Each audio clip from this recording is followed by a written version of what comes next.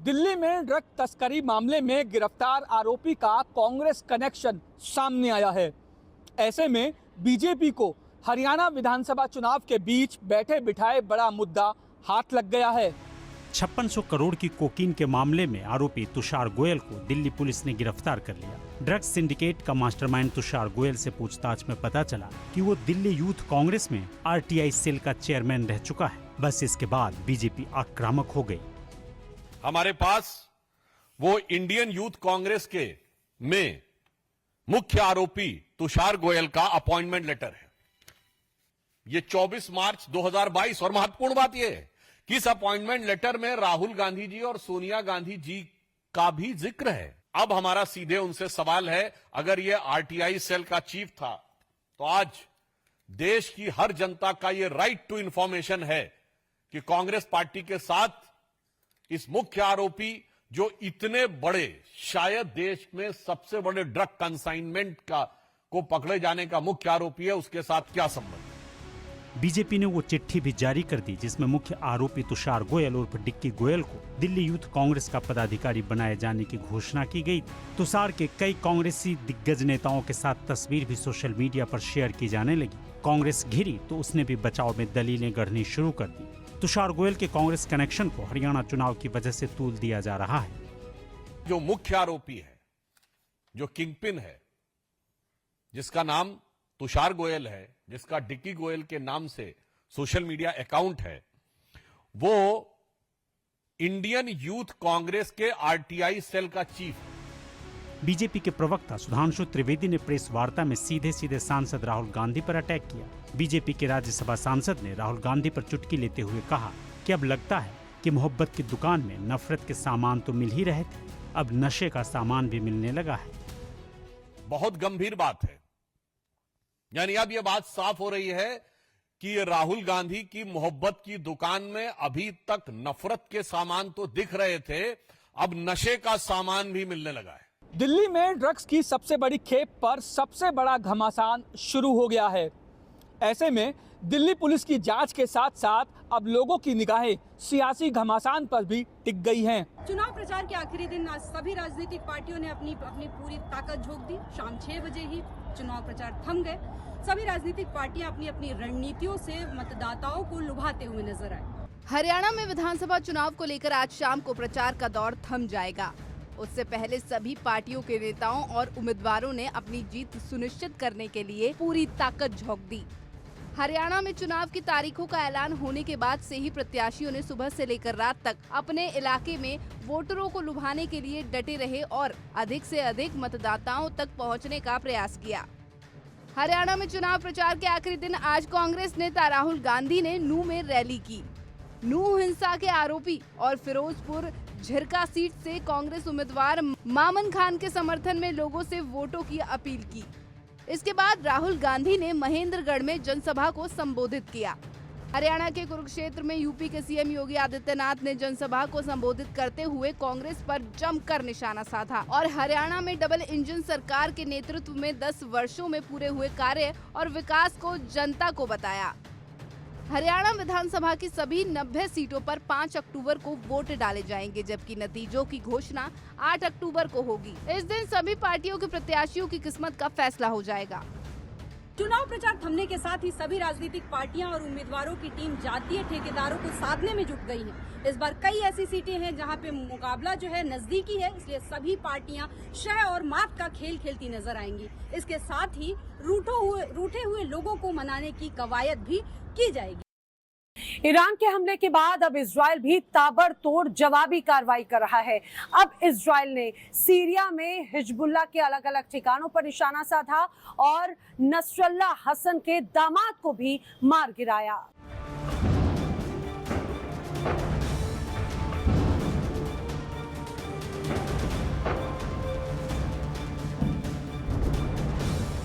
Iran और Israel के बीच तनाव पूरे चरम पर है। ईरान के हमले के बाद बदले की आग में जल रहा इजराइल खुली चेतावनी देते हुए युद्ध का ऐलान कर चुका है। इजरायली सेना ने सीरिया की राजधानी दमिश्क के माजे वेस्टर्न विला इलाके में हवाई हमला कर हिजबुल्लाह चीफ हसन नसरुल्लाह के दामाद हसन जाफर कासिर समेत 40 लेबनानी नागरिकों को मार गिराया।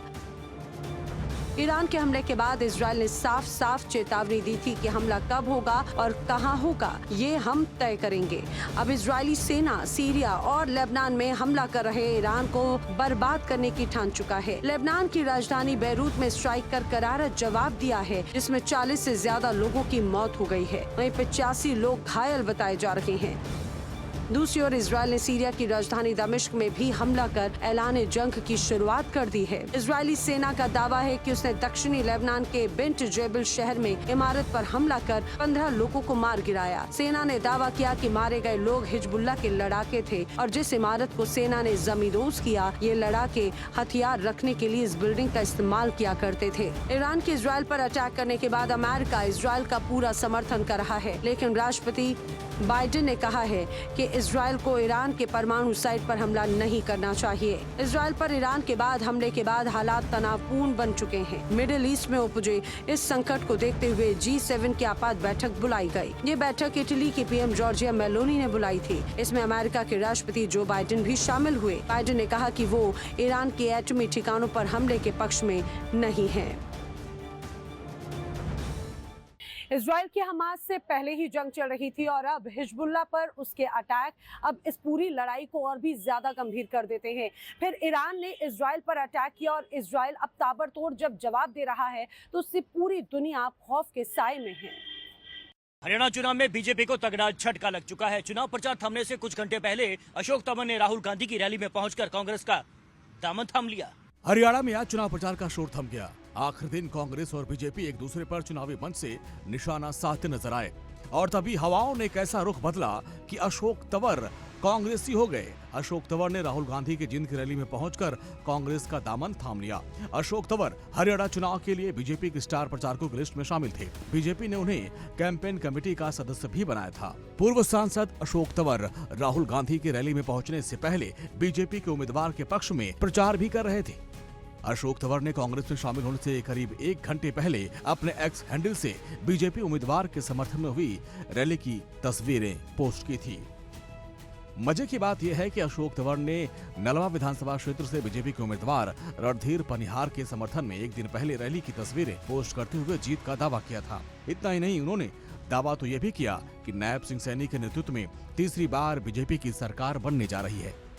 राहुल गांधी की रैली में मंच पर पहुंचने से करीब 2 घंटे पहले उन्होंने जिंद की सफेदो विधानसभा सीट से बीजेपी के उम्मीदवार राम कुमार गौतम के समर्थन में रैली को संबोधित किया था। हालांकि कांग्रेस में शामिल होने के बाद उन्होंने ये पोस्ट डिलीट कर दी। इस रैली की तस्वीर शेयर करते हुए अशोक तंवर ने लिखा कि चुनाव प्रचार के अंतिम दिन आज सफेदों से बीजेपी उम्मीदवार राम कुमार गौतम जी के पक्ष में 5 अक्टूबर को कमल के फूल का बटन दबाकर हरियाणा बीजेपी के प्रत्याशियों को विजयी बनाने की अपील करते नजर आए। अशोक तंवर के राजनीतिक करियर की बात करें तो 5 साल में 4 सियासी पार्टियां वो बदल चुके हैं। अशोक तंवर ने 5 साल पहले हुड्डा से मतभेद होने की वजह से कांग्रेस छोड़ दिया था।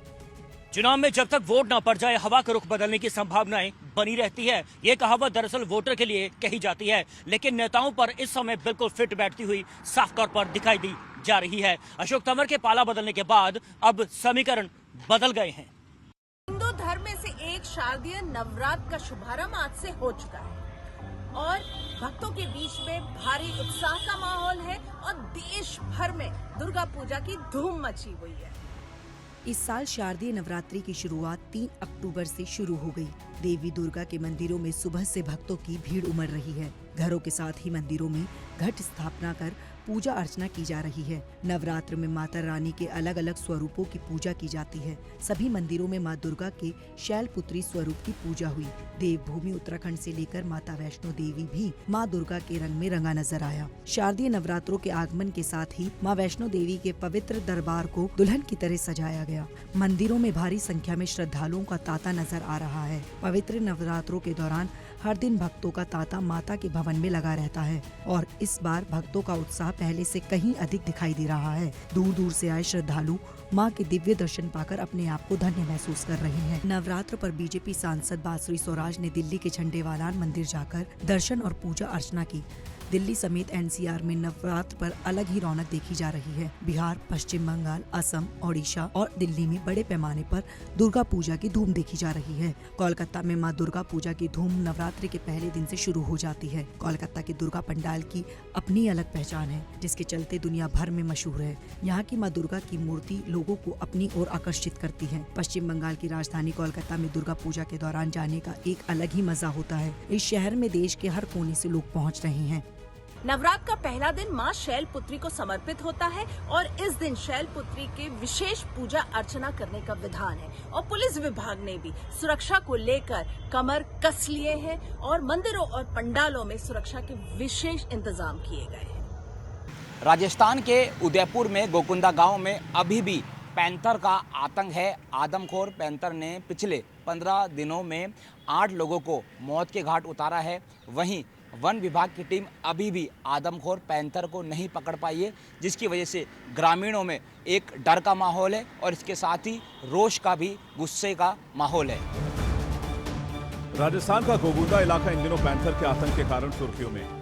यहाँ आदमखोर पैंथर ने अब तक 7 लोगों को अपना शिकार बना लिया है। अब वन विभाग ने इस पैंथर को शूट करने का आदेश दे दिया है। उदयपुर में आदमखोर पैंथर के एनकाउंटर की तैयारी लगभग पूरी कर ली गई। ये कोई पहला मौका नहीं है जब पैंथर के नरभक्षी होने के कारण उसे शूट करने के आदेश दिए गए। इससे पहले भी मेवाड़ वागड़ इलाके में आदमखोर पैंथर का एनकाउंटर किया जा चुका है। 2 दफा पैंथर को शूट किया जा चुका है। अब तक खूंखार पैंथर कुल 7 लोगों को मौत के घाट उतार चुका है, जिसके बाद वन विभाग इसे शूट करने का आदेश दे चुका है। इस पैंथर को पकड़ने के लिए गोकुंदा इलाके में आर्मी, वन विभाग और पुलिस की टीम पॉइंट सर्च ऑपरेशन चला रही है। फिलहाल ये पैंथर पकड़ से दूर है। इस पैंथर के लिए हैदराबाद से शूटर बुलाया गया है। पैंथर का आतंक खत्म होने का नाम नहीं ले रहा। ये दिनों दिन और खूंखार होता जा रहा है और खेत में काम कर रहे किसानों पर हमला कर रहा है। इस वक्त 150 से ज्यादा कर्मचारी पैंथर को घने जंगलों में ढूंढ रहे हैं। गांव वाले इतने खौफ में जी रहे हैं कि ड्रोन की मदद लेनी पड़ रही। हाथों में लाठी तलवार लिए ग्रामीण प्रशासन के साथ पैंथर को शूट करवाने के लिए डटे हुए हैं। शूटआउट के आदेश के बाद वन विभाग ने सबसे बड़ा फैसला लिया है। हार्ग्रेट हंटर को आदमखोर पैंथर के खात्मे की जिम्मेदारी मिली है। इस फैसले को आखिरी हथियार माना जा रहा है। हैदराबाद के जाने माने शूटर नवाब शाफत अली खान गोकुंदा पहुंच चुके हैं। सीसीएफ सुनील छित्री और डीएफओ अजय चित्तौड़ा से घटना की पूरी जानकारी हासिल कर ली। शूटर ने आते ही आदमखोर पैंथर के बारे में जानकारी इकट्ठा कर उसे शूट करने का बड़ा प्लान तैयार कर लिया है। अब तक 4 पैंथर पकड़े गए हैं, लेकिन वो आदमखोर पैंथर अभी भी पकड़ में नहीं आया है। राज्य सरकार ने देखते ही गोली मारने के आदेश निकाले हैं। आज शूटर भी आए हैं, लेकिन अभी भी शूटरों को सफलता नहीं मिली है। ऐसे में ग्रामीण डरे हुए हैं। अब उम्मीद करते हैं कि आने वाले दिनों में पैंथर को पकड़ा जाएगा और उसको सुरक्षित स्थान पर छोड़ा जाएगा, वरना आने वाले दिनों में आदमखोर पैंथर और भी लोगों को निशाना बना सकता है। वाराणसी में कई मंदिरों से साईं बाबा की मूर्तियों को हटाने या ढकने को लेकर पुलिस ने सनातन रक्षक दल के अध्यक्ष अजय शर्मा को गिरफ्तार कर लिया है। अजय शर्मा की गिरफ्तारी शांति भंग की आशंका में की गई है। काशी के मंदिरों से साईं की प्रतिमा को हटाने का विवाद गहराता जा रहा है। बढ़ते विवाद के बीच वाराणसी कमिश्नरेट पुलिस ने मूर्ति हटाने वाले सनातन रक्षक दल के प्रदेश अध्यक्ष अजय शर्मा को अरेस्ट कर लिया है। अजय शर्मा की गिरफ्तारी के बाद लोगों में जबरदस्त गुस्सा है। इनके समर्थकों ने वाराणसी कमिश्नरेट पुलिस का विरोध किया और कहा कि ये पूरी तरह से गलत है और सनातन धर्म को मानने वालों के साथ पुलिस को इस तरह का अन्याय नहीं करना चाहिए। लोगों ने कहा कि हमारे मंदिर में साईं की प्रतिमा लगाना गलत है और उन्हें देवता के रूप में पूजा करना तो शर्म की बात है। कहीं तक सही हो रहा, कहीं तक गलत भी है। जहाँ पर साईं जो थे वो एक सिद्ध पुरुष महात्मा थे, उनके लिए मंदिर बनवाया जाएगा। अगर रखने के लिए जगह दी गई है, जहाँ पर रखी जाएंगी वो भी तो मंदिर कहा जाएगा। और श्रद्धा जिसकी है, जो पूजना चाहे वो पूजे। पहली बात तो जो ये साईं मूर्ति स्थापित की गई थी, ये स्थापना ही उनकी गलत थी, क्योंकि हमारे हिंदू धर्म में, सनातन धर्म में कहीं भी कोई भी शास्त्र में उनका वर्णन नहीं है। कोई भी उनके शक्तिपीठ के तौर पे कहीं कुछ नहीं है। कोई कथाएं हैं, उसमें भी कोई वर्णन नहीं है। इस गिरफ्तारी को लेकर बनारस के लोगों की राय बटी हुई नजर आती। एक और बनारस की अड़ी पर आम लोग इस गिरफ्तारी को गलत बता रहे हैं, तो वहीं अखिल भारतीय संत समिति ने इसे विपक्ष के टूलकिट गैंग की सोची समझी साजिश बताया है। तो ये मंदिर में साईं मूर्ति का मामला चल रहा है। जिन मंदिरों में साईं मूर्ति की स्थापना हुई वो एक ट्रेंड के तहत हुई थी। उस समय दौरान आया था कि हर व्यक्ति साईं की पूजा करने लगा, साईं में आस्था दिखाने लगा, लेकिन धीरे धीरे वो ट्रेंड कम होता चला गया। और जिन मंदिरों में मूर्तियों की स्थापना हुई वहाँ पहले से कोई साईं मूर्ति स्थापित नहीं थी। मूर्तियाँ पहली बात तो मंदिर से हटानी ही नहीं चाहिए, और अगर हट भी रही हैं तो उसको जो है किसी दूसरी जगह पर व्यवस्था कर देनी चाहिए।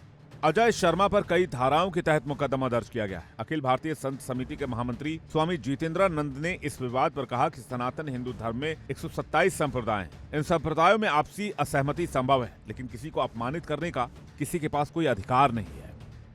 अजय शर्मा पर पुलिस ने गंभीर धाराओं में मुकदमा दर्ज किया है। कुछ लोग उसकी गिरफ्तारी को साजिश मान रहे हैं तो कुछ इसे गलत मान रहे हैं। वहीं उसके समर्थक थाने पर पहुंचकर बवाल कर रहे हैं। वहीं साहिबगंज जिले में इन दिनों बाढ़ बारिश की तबाही का मंजर देखने को मिल रहा है। एक तरफ गंगा नदी के उफान से लोग त्राहिमाम हैं, तो वहीं पहाड़ों से उतर रहे पानी से लोगों का जनजीवन अस्त व्यस्त हो गया है। पहाड़ों से उतर रहे बाढ़ से कहीं डायवर्जन टूटकर बह गया है तो कहीं घरों में पानी घुस गया है। तो झारखंड के साहिबगंज की तस्वीरें आप देख रहे हैं, जहां पर हर तरफ पानी ही पानी नजर आ रहा है। लोगों को काफ़ी परेशानियों का सामना करना पड़ रहा है। जनजीवन बुरी तरह से प्रभावित होता नजर आ रहा है। अब बात करते हैं नाथ पंथ के अधिष्ठा शिवातर गुरु गोरखनाथ की। तपस्थली गोरक्षपीठ मां आदिशक्ति की पूजा की गई है।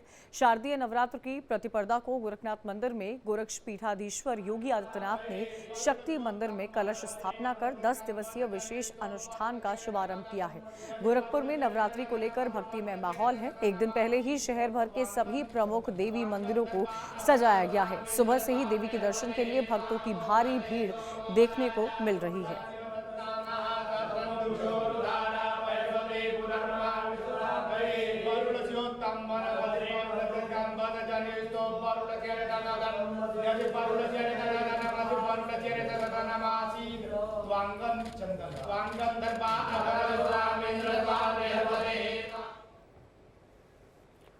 एक छोटा सा ब्रेक, जल्द हाजिर हो रहे, खबरें लगातार जारी है।